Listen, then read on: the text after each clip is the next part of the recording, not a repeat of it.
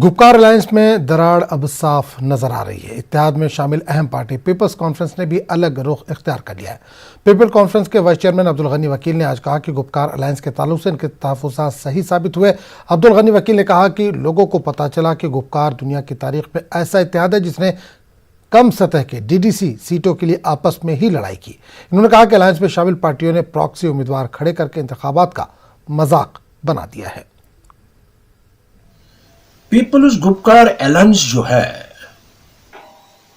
जिस मकसद के लिए मुझे लग रहा है ये वजूद में आया था, वो मकसद पूरा नहीं हो रहा है। इन अप्रहेंशंस का इजहार एक चिट्ठी के जरिए अपने चेयरमैन सज्जाद लोन साहब को इजहार किया कि कहीं ऐसा न हो कि जो इसमें बड़े अलायंस हैं वो हमें अपने इस्तेमाल कर रहे हैं, क्योंकि उन्होंने बहुत देर तक सरकार चलाई, हुकूमतें की, मिस्टेक्स हुए, मिसडीड्स हुए। और वो मेरी बातें आज सही साबित हुई, क्योंकि जब हमने डीडीसी इलेक्शन देखे, इसमें अलायंस ने, बड़े बड़े जो अलायंस हैं, उन्होंने प्रॉक्सी कैंडिडेट्स खड़ा किए थे। हालांकि हमें तवक्को थी हम स्वीप करेंगे इन पोल्स को, लेकिन ऐसा नहीं हो पाया। मैंने ये भी इजहार किया था कि अगर जो ये अलायंस है, इसका सेंस है जुम्मू में, क्योंकि हम चाहते हैं फिर परस्त ताकतें कमजोर हो जाए, लेकिन कश्मीर में अलायंस किसके खिलाफ था?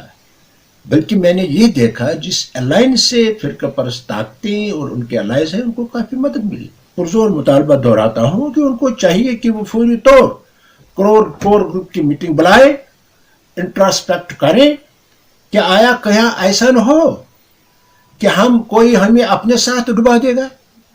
और यह भी देखें कि जो प्रॉक्सी कैंडिडेट्स खड़ा करने में मुलव्वस है उनके खिलाफ एक्शन हो, क्योंकि ये देखना जरूरी है, तभी हम आगे बढ़ सकते हैं।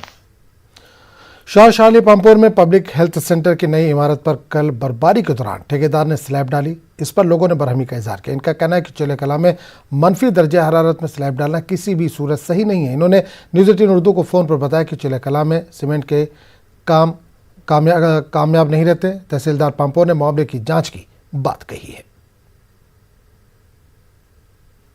कल बर्फबारी के दौरान वहाँ पे उसकी स्लैब वो डाली जा रही थी। हमने कंसर्न हाउसिंग बोर्ड एजेंसी से राबिता किया, तो दे हैव एश्योर्ड अस कि अगर ऐसा हुआ है तो कॉन्ट्रैक्टर के खिलाफ कार्रवाई होगी। और उन्होंने ये भी एश्योरेंस दी है कि प्रॉपरली इसमें चेक्स होंगे, और जब तक चेक्स के जरिए इसकी स्ट्रेंथ को चेक नहीं किया जाएगा, उसके बगैर कॉन्ट्रैक्टर की पेमेंट होना या क्लियरेंस मिलना बिल को, वो पॉसिबल नहीं है। तो मैं लोगों को एश्योरेंस देता हूँ कि वी विल एश्योर कि एक स्ट्रॉन्ग स्लैब उसमें बने। और तब गंदोह बलीसा में गुज़िश्ता 3 दिनों से बर्फबारी और बारिश का सिलसिला जारी है। सड़कों का राब्ता मुनक़ते है। बिजली कल शाम से मुअत्तल है, जबकि पानी की सप्लाई भी मुतासिर है। लोगों ने जंगी खतूत पर काम करने की इंतजामिया से अपील की। वहीं इंतजामिया ने भी लोगों से कहा है कि बगैर ज़रूरत सड़कों पर ना निकले। बलीसा में पिछले 4 दिन से बहुत ही ज़्यादा बर्फबारी हो रही है, और इससे सबसे ज़्यादा जो हिली एरियाज़ हैं हमारे, यहाँ के लोग अपने घरों से बाहर नहीं आ पा रहे हैं। और हमारी गंदोह एडमिनिस्ट्रेशन से ये अपील है कि आप उन तक पहुँचे, उन तक। पिछले 3-4 दिन से लगातार बर्फबारी हो रही है, जिसकी वजह से हमारी जो आवाम है, बलेसा की पहाड़ी इलाकों में रहने वाले लोग परेशान हैं। पीने का साफ पानी नहीं है, रोड जो मुख्तलिफ इलाकों के जो रोड्स हैं वो ब्लॉक हैं। लोगों को मुख्तलिफ किस्म की परेशानियों का सामना करना पड़ रहा है। राशन का मसला है, पानी का है, बिजली का है। इन सारी चीज़ों को लेकर राजौरी के मैदानी इलाकों में शदीद बारिश और बालाई इलाकों में औसत बर्फबारी हुई है। कई सड़कों का राब्ता टूट गया है। बिजली सप्लाई भी मुतासिर हुई है। बारिश से नदियों की सतह बढ़ गई है और नदियों के किनारे रहने वाले लोगों के लिए खतरा हो सकता है।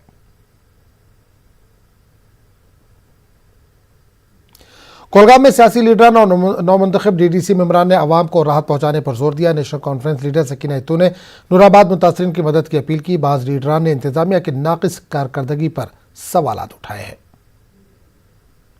जो साउथ कश्मीर है, चाहे शुपियान हो, कुलगाम हो, पहलगाम एरिया हो, लेकिन जो नूराबाद का इलाका है वहाँ 6 से 7 फीट तक बर्फ़ है। लोग काफ़ी मुश्किलात का सामना कर रहे हैं इस टाइम, चाहे वो बीमारों की बात हो, चाहे वो बिजली की बात हो, चाहे वो पानी की बात हो। चलो बिजली का तो पहले नामो निशान नहीं था, लेकिन रोड क्लियरेंस जो है वो सबसे पहले प्रायोरिटी होना चाहिए। लेकिन वो है नहीं। सहूलियत देने में, चाहे हेल्थ डिपार्टमेंट की बात करें, इस वक्त जो है काफ़ी लोगों को मुश्किलात है, तो राशन पहुंचाने में दिक्कत है इस वक्त।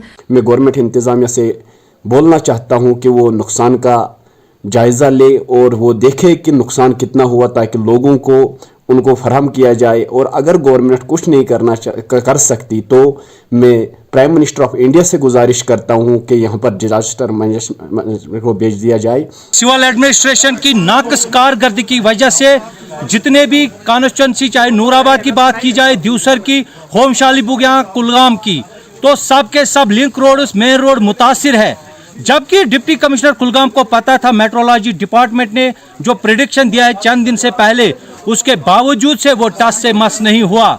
और कोंड वैली के जितने भी लोग हैं, चाहे एसटी कम्युनिटी के, उनको बिलफोर वहां से इवाकेट किया जाए और सेफ। एलजी के मुशीर बसीर अहमद खान ने एक आला सतह की मीटिंग मुनक़िद की, जिसमें बर्फबारी से पैदा होने वाली सूरत हाल और तैयारियों का जायजा लिया गया। इंतजामिया के आला अफसरों ने इस मीटिंग में शिरकत की और तैयारियों के हवाले से एलजी के मुशीर को जानकारी फराहम की।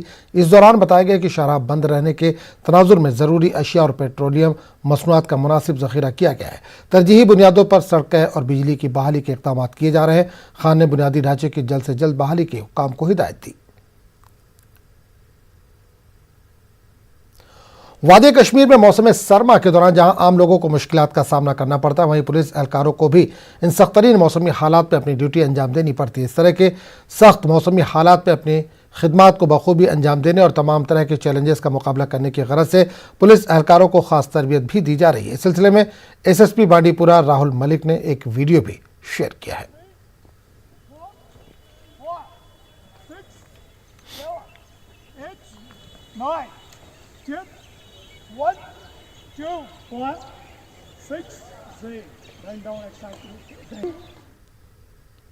जिला पुंछ के मेढर में पुलिस ने मंशियात मुखालिफ मुहिम को जारी रखा है। फौज के इश्तराक से डबी बाराकोट से एक शख्स को गिरफ्तार किया गया। इसके कब्जे से 300 ग्राम हेरोइन जब्त हुई है। इसी इलाके में हाल ही में बड़ी मिकदार में हथियार और गोला बारूद जब्त हुआ था।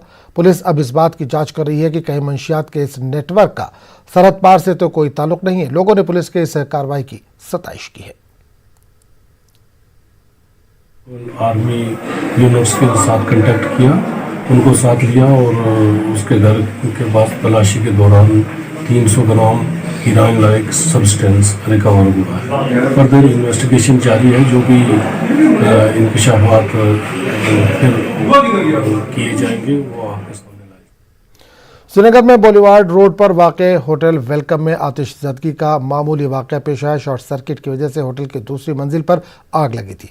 फायर टेंडर की मदद से आग पर काबू पा लिया गया। होटल में मुकीम कई सयाहों को बाहिफाजत बाहर निकाला गया। इस वाक़े में कोई जानी नुकसान नहीं हुआ।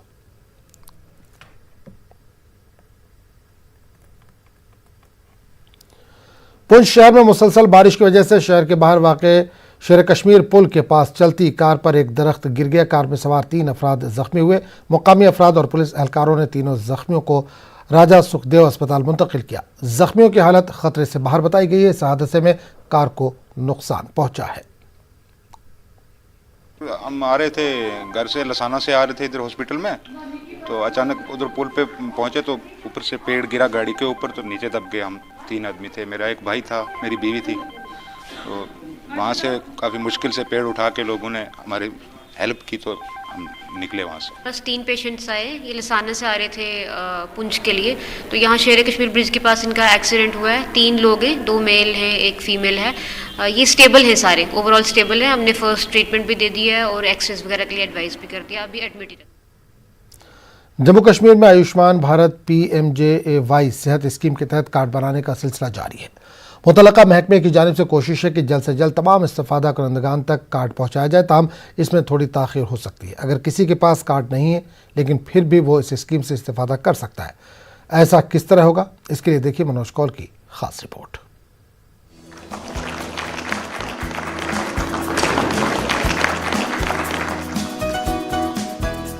वज़ीर-ए-आज़म नरेंद्र मोदी ने गुज़िश्ता 26 दिसंबर को वीडियो कॉन्फ्रेंसिंग के जरिए आयुष्मान भारत PMJAY सेहत स्कीम लॉन्च की थी। उस मौके पर चंद अफराद में सेहत स्कीम के कार्ड तकसीम किए गए थे। ओहदेदारों के मुताबिक 21 सितंबर से ही रजिस्ट्रेशन और मंजूरियों का आगाज कर दिया गया है। लोगों को कार्ड जारी करने का सिलसिला जारी है। जिन अफराद ने रजिस्ट्रेशन कराया है वो कॉमन फैसिलिटी सेंटर विजिट करें। आदादोशुमार के मुताबिक अब तक 15 लाख से ज्यादा अफराद ने रजिस्ट्रेशन करा लिया है और इस मकसद के लिए 2700 कॉमन फैसिलिटी सेंटर्स कायम किए गए हैं। कई लोगों के जहनों में ये सवाल है कि मुफ्त इलाज कराने के लिए क्या कार्ड का होना जरूरी है? इसका जवाब है ना। ओहदेदारों के मुताबिक कोई भी शख्स इस स्कीम के तहत फहरिस्त में शामिल अस्पताल पहुंचकर आरोग्य मित्र से राब्ता कर सकता है।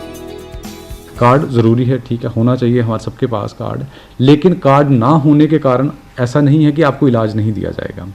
मान लीजिए मैं एक बेनिफिशरी हूं और मैंने अपने आप को रजिस्टर कराया किसी कॉमन सर्विस सेंटर पे, खुदा ना खास्ता मैं बीमार पड़ जाता हूं, मुझे अस्पताल में दाखिल करना पड़ जाता है, तो जिस भी अस्पताल में मैं दाखिल होऊंगा, अगर हमारा इम्पैनल्ड हॉस्पिटल है तो उसमें एक आरोग्य मित्र रहेगा। आरोग्य मित्र आपका कॉन्टैक्ट पर्सन है उस अस्पताल में, वो आपको आइडेंटिफाई करेगा और जैसे ही आपकी डिटेल्स हमारा सिस्टम कैप्चर करेगा तो आपके कार्ड का अप्रूवल प्रायोरिटी पे किया जाएगा, क्योंकि आप ट्रीटमेंट ले रहे हैं। ओहदेदारों ने लोगों से अपील की कि वो अस्पताल में एडमिट होने के मौके पर अपने साथ राशन कार्ड या आधार कार्ड जरूर रखें ताकि इससे केस की मंजूरी में मदद मिलेगी। जो आज हम प्री ऑथराइजेशन का रेज करते हैं, यानी कि मान लीजिए आप कह सकते हैं कि सिस्टम में एक पेशेंट को हमने रजिस्टर कर लिया कि जी एडमिट हो गए हैं, उसके केस को तैयार करने के लिए हमें सिस्टम 5 दिन का समय अलाउ करता है। तो 5 दिन में जाहिर सी बात है एक मौका मिल जाता है, किसी को राशन कार्ड भी घर से मंगवा सकता है, एक आधार कार्ड भी हो सकता है वो लेके आएगा। तो मैं यही कहूँगा कि अगर एडमिट हो जाते हैं तो ये 2 डॉक्यूमेंट अपने साथ रखिए, क्योंकि आपको आइडेंटिफाई करने में आसानी होगी। सेहत स्कीम के जरिए रजिस्टर्ड अफराद को जम्मू कश्मीर और बैरूनी रियासतों के इम्पैनल्ड हॉस्पिटल में 5 लाख रुपए तक मुफ्त इलाज कराने की सहूलत रहेगी। न्यूज़ 18 उर्दू के लिए जम्मू से मनोज कौल की रिपोर्ट। इस्लामिक फ्रेटर्निटी कश्मीर की जानिब से सियाहती मकाम गुलमर्ग में सयाहों को सहूलियात मुहैया कराने की काविशें हुई हैं। तमाम मज़ाहिब के दरमियान आपसी भाईचारे के फ़रोग़ और मुसलमानों के खिलाफ फैलाई जा रही मुनाफरत को दूर करने की गरज से गुलमर्ग में सयाहों को कश्मीरी कहवा और तिब्बी खिदमत फराहम की जा रही है। इस्लामिक फ्रेटर्निटी ऑर्गेनाइजेशन ने सयाहों के लिए मुफ्त एम्बुलेंस भी दस्तयाब रखी है। ऑर्गेनाइजेशन के सदर का कहना है कि मुसलमानों के खिलाफ जो बदगुमानियाँ फैलाई जा रही हैं उनको दूर करने की कोशिश के तौर पर यह कदम उठाया गया है। जो हमारे सयाह यहाँ पे आते तशरीफ़ लाते मुख्तलिफ रियासतों और ममालिक से, उनके अंदर हम कश्मीरी ट्रेडिशनल कहवा मुफ्त तकसीम करते हैं। उनके लिए एक एम्बुलेंस सर्विस हमने उसका अहतमाम रखा है, जो फ्री ऑफ कॉस्ट हम श्रीनगर तक देते हैं। अगर किसी को कोई इमरजेंसी पेश आए, अल्लाह बचाए, तो उन्हें एम्बुलेंस सर्विस भी पेश करते हैं। साथ में इस्लाम के हवाले से जो भी बदकिस्मती से जो बदगुमानियाँ फैलाई जा रही है, तो उसका अजाला करने की भी कोशिश करते हैं। और अगर किसी को इंटरेस्ट है कुरान पढ़ने में, तो कुरान की कॉपी वो जिस ज़बान में चाहिए, उसको इंग्लिश ज़बान में चाहिए या हिंदी ज़बान में चाहिए या गुजराती ज़बान में चाहिए, उस ज़बान में वो लेके जाके पढ़ सकते हैं। जो कोई भी हो, चाहे हिंदू हो चाहे क्रिश्चियन हो, हम सब का खुदा, हम सब का मालिक एक है और उस मालिक से ताल्लुक़ पैदा करने की ज़रूरत है, उस मालिक को पहचान। पूंछ में LOC पर आए दिन फायरबंदी मुआहदे की खिलाफ वर्जी होती रहती है। फौज पाकिस्तान की इश्तियाल अंगेज़ी का मौसर जवाब देती है और मिलिटेंटों के दरअंदाजी की कोशिश को नाकाम बनाती है। फौजी जवान हमेशा चौकस रहते हैं और बहादुरी से सरहदों की हिफाजत कर रहे हैं। LOC के करीब रहने वाले लोगों ने भी फौज की सताइश की है। दिन हमारी फौज जो है खड़ी रहती है, तो वो पॉलिसी लैंड पे जो है को पाकिस्तान का यहाँ पे ना आ सके, इस वजह रात दिन जो है पाकिस्तान से वो संतरी के संतरी रह चुके हैं। हमारी जो जम्मू कश्मीर की जितनी भी फौज है वो रात दिन खड़ी रहती है। माहौल तो बड़ा ख़राब है, क्योंकि आए दिन सीज़ फायर का उल्लंघन हो रहा है। हमारा पड़ोसी मुल्क जो पाकिस्तान है, फायरिंग के आड़ में वो यहाँ से घुसपैठ करा रहा है। तो हमारी जो भारतीय सेना है वो बड़ी चौकस बैठी हुई है, क्योंकि कोई ऐसी बड़ी वारदात नहीं हुई कभी, काफ़ी देर हो गई, जिसके कारण क्योंकि हमारी भारतीय सेना चौकस बैठी हुई थी, इसलिए आज तक ज़्यादा क्रॉसिंग नहीं हो सकी। आपने देखा कि किस तरह हिंदुस्तानी फौज LOC पर लगातार पाकिस्तान की नापाक हरकतों को नाकाम बनाते हुए दिन रात अपनी ड्यूटी को अंजाम दे रही है और पाकिस्तान की घुसपैठ की कोशिशों को नाकाम कर रही है। LOC के लोगों ने भी हिंदुस्तानी फौज की सताइश की है। फौज दिन रात यहाँ चौकस है। Munish Sharma, news 18 LOC। लद्दाख के इंफॉर्मेशन डिपार्टमेंट में लकी ड्रॉ के जरिए उम्मीदवारों के इंतखाब पर मुख्तलिफ कोशिशों से बरहमी का इजहार किया जा रहा है। प्रेस क्लब लद्दाख के साबिक सदर मुजीबुर रहमान ने कहा कि इंटरव्यू के बजाय लकी ड्रॉ के तरीक़ेकार के जरिए से उम्मीदवारों के इंतखाब से नौजवानों का मुस्तकबिल ख़राब होगा। इन्होंने LG इंतजामिया से इस हवाले से ज़रूरी कार्रवाई करने की अपील की है। करगिल में district youth services and sports और नेहरू युवा केंद्र करगिल में नेशनल स्पोर्ट्स फेस्टिवल के ज़िम्न में 3 नौजवानों का इंतखाब किया गया। करगिल के मुख्तलिफ इलाकों से 42 नौजवानों ने फोक डांस में हिस्सा लिया, जिनमें से 3 नौजवानों को यूटी सतह के फेस्टिवल के लिए मुंतखब किया गया है।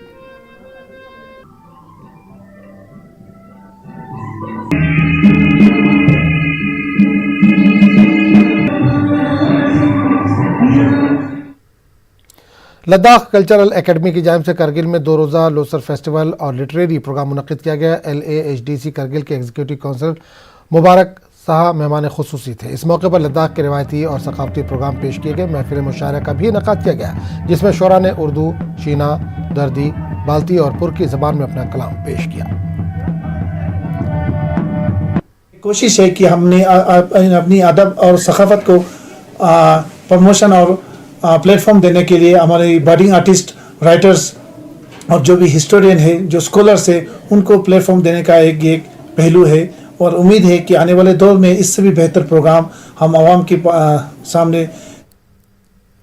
खबरों का सिलसिला जारी रहेगा, लेकिन एक छोटे से वक्फे के बाद।